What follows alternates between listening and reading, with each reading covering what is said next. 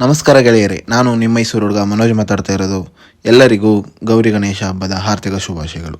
ನಾನು ಲಾಸ್ಟ್ ವಿಡಿಯೋದಲ್ಲಿ ಹೇಳ್ದಂಗೆ ನಮ್ಮ ಆಫೀಸಲ್ಲಿ ಓಣಂ ಸೆಲೆಬ್ರೇಷನ್ ನಡೀತಾ ಇದೆ. ಸೊ ಇವತ್ತು ಲಾಸ್ಟ್ ಡೇ ಆಫ್ ಸೆಲೆಬ್ರೇಷನ್ ಇತ್ತು. ಬನ್ನಿ, ಹೇಗಿತ್ತು ಗ್ರ್ಯಾಂಡ್ ಪ್ರೊಸೆಷನ್ ನೋಡ್ಕೊಬರೋದಾ?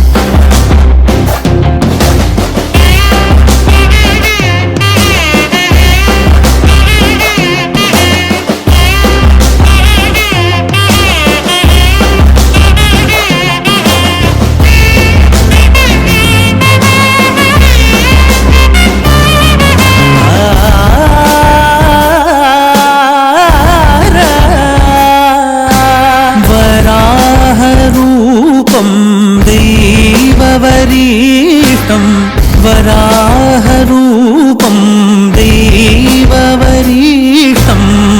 परस्मितवदनं वज्रदन्तधर रक्षाकवचम्